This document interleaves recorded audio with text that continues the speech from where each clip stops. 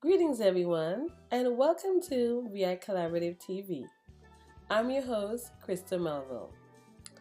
I am a chaplain, spiritual advisor, master coach, and I'm also a retired nurse and birth and labor doula. On today's video, I would like to discuss the very important topic of respecting authority. For as much is given, much is required of us. And we've been told ever since we were little to respect our elders, haven't we? We've been cautioned about this. As VI people, if you go out in public, whether at school or in the street, and if you're rude to an adult, oh trust me, you will get dealt with right there and when you get home. Because that's a no-no. Disrespecting the elders, people of authority, that's a no-no. And when you do that, you really let people know who you are, where you are as a mature individual. It displays lack of maturity. Actually, it displays it lets people know that you're disobedient, because I'm sure you were taught better. It displays like a respect for yourself, because if you love yourself, if you understand that you deserve respect, you would want to give it. And all of these things, again, start in the home. It's instilled there, and it's also nurtured in our community. I believe over time, we've all been given slaps on the wrist. Oh, it's a child. They don't know better. This person doesn't have a lot of education. They didn't know. Listen, even a little child knows when they're going too far. They give you that look, or they test the waters. They want to see what you're going to do. So we really have to ask ourselves some questions here. How are we contributing to the lack of respect of our leaders, to parents, to teachers, to policemen and women? We're contributing to it. And we have to have that respect for ourselves. We have to conduct ourselves in a dignified way as a community leader, as a servant, as a parent. It starts in the home. If you want your child to respect you, you have to respect yourself. If you want your student to respect you, you have to carry yourself in a respectful way. If you want your someone in the community to respect you as a police officer, you have to carry yourself in a dignified manner on and off the clock.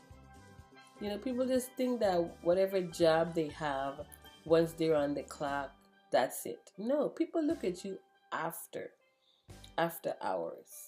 You're still a servant. You're still that person.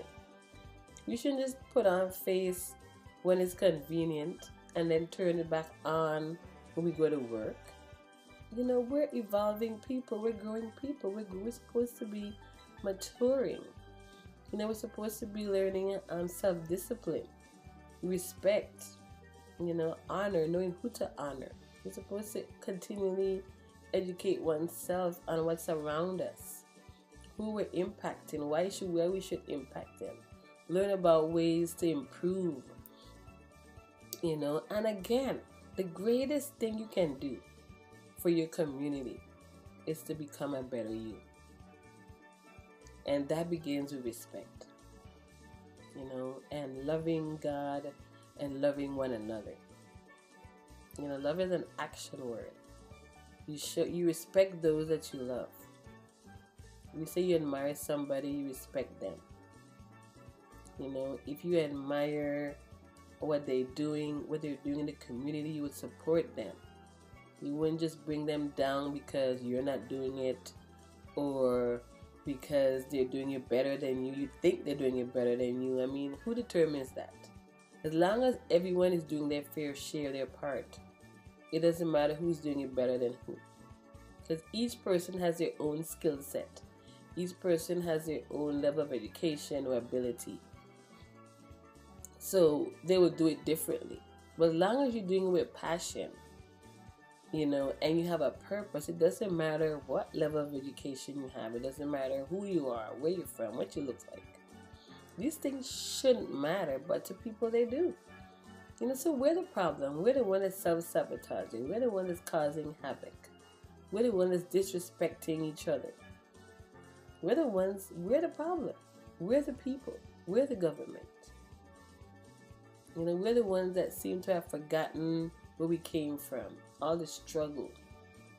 All the natural disasters we went through in the past. We've forgotten our history as a people. We've forgotten our history as a nation, as a world. There's a bigger picture. There's life beyond the Caribbean Sea. I encourage everyone to travel at some point in their life. Leave the island. You don't have to stay wherever you are. You can come back, but make sure you come back with something to offer. And it goes without saying, that when you just, you're stuck in one place, or you're basically stuck with this one set of ideals, and you don't grow, and you don't venture to understand other people's. How will you really become a well-rounded person? Life is more than just where you are. There's a bigger world. We're part of a nation. We're a territory of the United States of America. Where do we fall in that? So, we have to know who we are first, to know how we act and how we should conduct ourselves. We need to know more about this big nation. We need to know about the other countries in the world. Where do we fall in that? How are we like them? How are we unalike? We need to appreciate the differences. But it goes without saying, we really have to do a better job of respecting authority. Excuse me. The first time I had a test with that was in junior high. I had this teacher, and there were some bullies in the classroom. In the front of the class, they were acting up, and she really wasn't doing anything, in my opinion, to shut them down. They were so disruptive, and she really wasn't, the class was, let's just say, wasn't in a controlled setting. So I don't know what happened to me that day, but I was about 13, 14 years old, and I got up from my chair, and I just say, hey, what's going on in here? This is a, place of learning. Why are you allowing these people to do that? And she, was taken aback by me. And I guess she couldn't see that I was trying to help. And I wanted to silence the bullies. But she took it as though I was trying to stand against her authority in the classroom. And I believe it was something like that, but it wasn't my intention. And we exchanged words. Yes, and I stormed out of the class, and I told her I would get her fired, and that was terrible. But after that, I was really young. I went to the principal's office, and she understood me. I was in the class with her daughter too, so she saw me at different times. So I guess she knew I wasn't a troublemaker. It had to have been something. And obviously there was a miscommunication as well. So, but nevertheless, when I collected myself, I actually pulled the teacher aside. I asked to speak to her, and I apologized. I apologized for my behavior, because regardless of how I felt, that was her classroom, and I had no right to stand up with my outbursts and demand, order in the place. That was for her to do. I don't know, I'm sure we all learned from that situation. But what I learned was, not to resist authority, or I needed to respect her as a teacher. so I never did that again. And that was really the isolated time.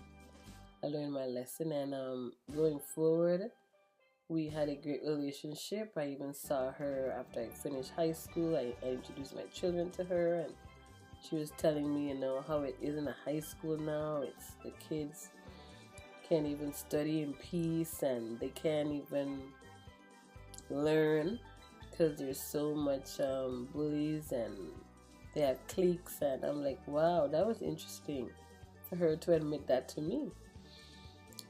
So even if you're a leader in the making, or you have something to say, there's a way to do it. You have to respect who is there. And I've had to learn that over the years. And I encourage you, you may not always agree with your leaders, with the governor, lieutenant governor, the delegate to Congress, senators, or your teachers or administrators, but you may think they're doing a lousy job. Some people do. Some people are supportive. You have different sides of the fence. You have different parties, whatever. But at the end of the day, we're all people. And I would like to believe that we all care about what happens to our territories, our islands, and our country. We may not agree with each other. There's some things that are really, glaring that we need to address, but there's a way to do it. We have the laws that abide in the country, things that we should and should not do. We need to adhere to them. We may not get the answers we like right away, but they will come. Like I said before in a previous video, we may not always get what we want all the time, but we will get what we need. So I just wanted to encourage all of you who's watching. Respect your leaders. You may not agree with them on everything, and we will never. Same way you will never agree with your spouse, or you will have disagreements with your children as they get older. But listen, hear them out. Test the spirits. Are they really who they say they are? Are they doing the right thing for the right reason? So there are ways that we can make this work. There's always a way. We just have to be willing to do it. It's a free will problem. Are we willing to say yes? Are we willing to say I'm sorry? Are we willing to listen? Are we willing to agree to disagree? If that's even a right statement. I hear it so many times. You either agree or you don't. And you could state why. So, we just have to respect one another. You may not like the person for some reason, but you should respect them. You may not. A lot of children say they hate their parents. Wow, that's a harsh thing to say. It says a lot about you. But you have to respect them. It's the only commandment with a promise. Long life. And that's why so many youths are dying young before their time. Disrespect of parents, of their leaders, their first leaders. This is rampant. Children are frustrated and giving up, and they, you need to listen to them. They may be having issues at school. Some teachers aren't necessarily good. You have to address that. You can't ignore it. The child may be bullied in school. And if you know your child, you will know that it's more than just them being rude or disrespectful. There's something else there. So there's ways that you have to go around it. Respect needs to be earned. If you're a leader or a teacher or educator and you're abusing a child, you can't expect to get that respect back. It's not due to you. You didn't earn it. So we as a people, we need to be more vigilant. We need to be better listeners, better communicators. and really hold people accountable. That's what it's all about. There'll be no unity if we don't have respect. There'll be no peace if there's no respect. Everything will continue to go out of control if there's no respect at the end of the day. Respect a person for their position. God brings up kings and queens and leaders and brings them down. His season, his time. He raises them up. He does raise up some people who are not for the people to punish them, to teach them a lesson as well. So we have to be aware. And we have to know what's going on, what we deserve that's coming to us. What you put out is what you get back. If we're doing absurd things, if we're doing things to cause discord, what do we expect back? So I really invite the people to be cautious of how we treat our leaders, the people God has put over us, how we treat our parents, our educators, nurses, policemen and women who risk their lives every day in the streets to protect us. Respect them, respect their job, respect the law. If they tell you not to do something, don't do it. Don't put up a fight, take matters in your own hands. When it's hard, could you imagine? They don't know when to, they have to anticipate what you're going to do. Now, I'm not saying there aren't isolated situations where they just act out of rage or, they're just not right. But most of the times, they don't know what you're going to do. They don't know if you're going to attack them, shoot them, whatever. So they're ready. You have to be mindful of that. Put yourself in their shoes. I'm just saying, So be mindful of these things. Be aware. Be so aware. So thank you for listening to this video. If it has impacted you in some way, some small way, please share it. Share it with someone who can use it.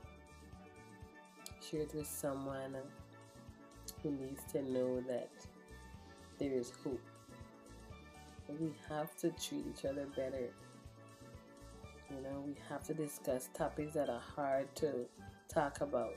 We have so many unsolved cases, so many mysterious deaths and disappearances lingering in the community. There's no respect for human beings anymore. The loss of someone, someone lost a daughter or a son, and we just are cold, like we don't care. We just brush it under the rug and don't follow up. There's too many of that. Too many of our children dying, being gunned down in the streets. No respect for human life.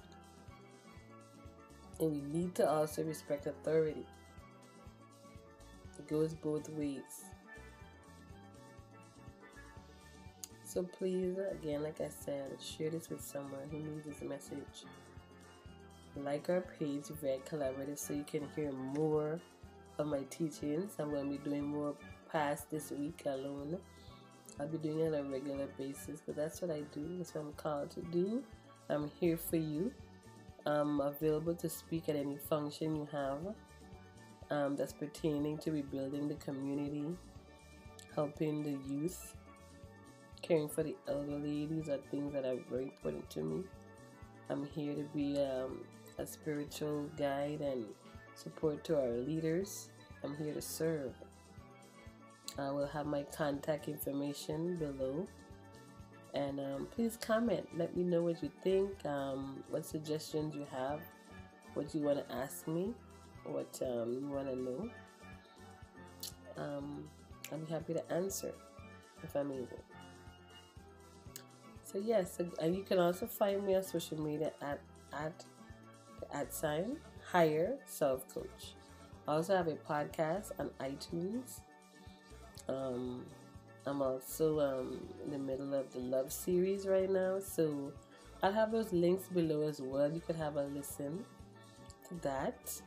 And yeah, so please share this with your family, your friends, your neighbors, your children, the ones that are able to listen and understand. They need to learn this now. Better now than later. So I'm here for you. So thank you so much for listening, and I'll see you in the next video. Bye now.